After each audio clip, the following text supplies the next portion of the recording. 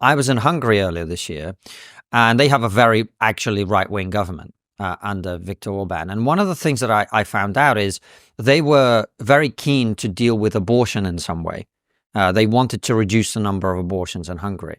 But they looked around the world and they realized that abortion as a political issue doesn't work. It's an issue that actually loses votes for the right. Even if people tend to agree with the position, somehow it still ends up being a vote loser, and it's a bad thing to do. So what they've been doing, as you probably know, is pursuing very pro-family policies more generally. If you have X number of kids, you get this tax break. If you have this number of kids... If you have 3 kids, the woman never pays income tax again for the rest of her life. Exactly.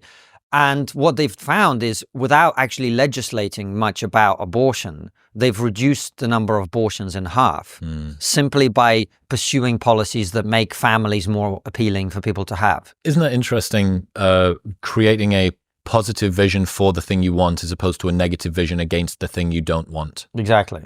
That seems a very upside down sort of world. We've just come out of the US presidential election campaign. And in that, so many, whatever the most effective political ad of the last few decades was, we are not that. It was mostly about, we are not that. Yeah, Donald Trump is for you. But the entire thing was, Kamala Harris is doing this, it's trans surgeries for immigrants and documented, et cetera, et cetera. We are not that. They identified the binding together of an in-group over the mutual othering of an out-group. And I understand that it's effective. It's maybe even more salient to humans to go like, well, that's a threat. That's something that's not right, something to avoid. Maybe it even does bind us together more effectively, but it doesn't feel like a particularly hopeful view for the world. And I wonder if that can be adjusted a little bit and we can have a little bit more sort of upward vision as opposed to kind of backward defensiveness against other things. Well, I think if you look at the 2 campaigns that we just saw, I actually thought that, we went to the Nazi rally in Madison Square Garden. Yeah. Well, we were kind of there in just like, let's see what's going on here capacity rather than joining in with the salutes. I would say, actually, if you dig down into the core of the Trump campaign, its message is actually very positive, I would argue, which was the Make America Great Again thing. And what we saw at the rally, too, it was really about people who love their country and wanted to be successful. That's what I saw there. When I looked at the Harris campaign, or the way that she conducted interviews, or the way she responded to challenging questions, that was all entirely pivoting to how evil and wrong and bad Trump is. So by the end of the campaign, I don't think many people knew what she stood for. Whereas with Trump, at least, look, the political side of like, these are the bad guys, we're not like them, that's always going to be part of politics. But actually, I did think I came away from to my great surprise, actually, very relieved that Trump did win, and very hopeful for the world as a result, which is not a position I thought I would be in before the election, actually. But I think going to that rally really changed my mind about a lot of this. You introduced me a long time ago, not introduced me to Thomas Sowell, but certainly kind of repopularized some of those ideas. And one of the ones I wanted to bring up is something I heard you say recently. We've replaced things that work with things that sound good. This sort of optimizing for optics over outcomes, maybe you could say, something like that.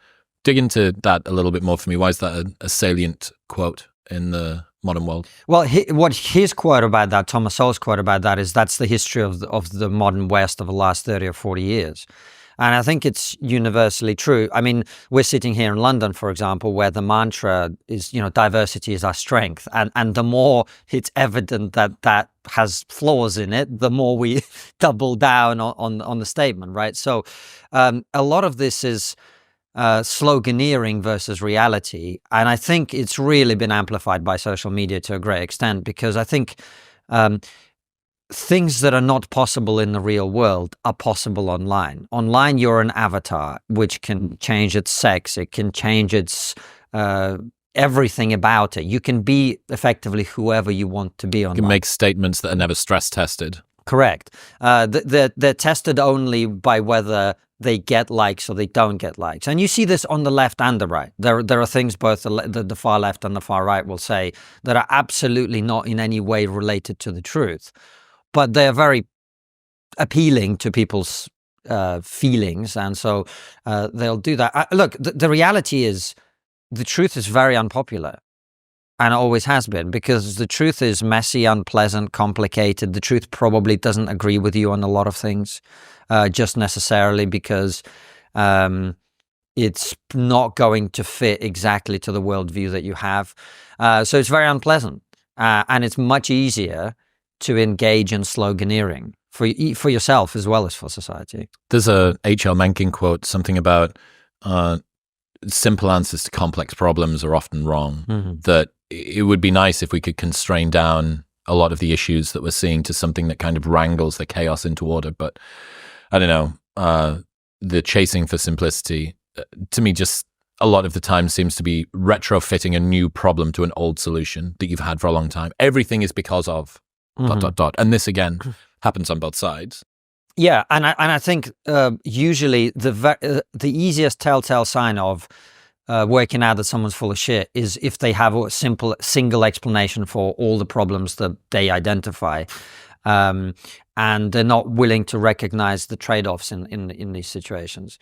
So I think, in answer to your question, why is this happening? Even more so now. I just think we live in a world where we're much more governed by emotion and feeling than we are by the hard. I'm reading Churchill's diaries of World War II right now, and it's funny to the extent to which the stuff that he clearly takes for granted in describing things is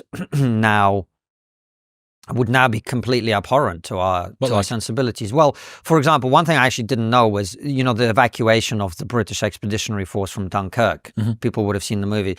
That only was possible because there was a unit at Calais, which is further south of Dunkirk, which was basically ordered to stand to the death. So we were like, we're going to sacrifice all these people. They're going to die so we can save these people. And they did? And they did.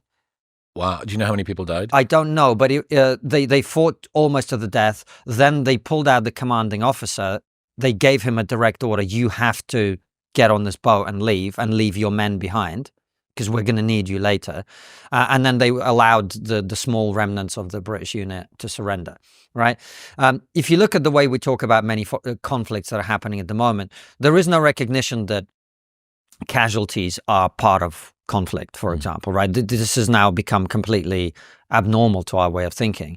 And so there are lots of things in which we've moved on to this illusory world that exists in our heads, in which everything is supposed to be perfect. Mm-hmm. Therefore, if it's not perfect, it's someone else's fault.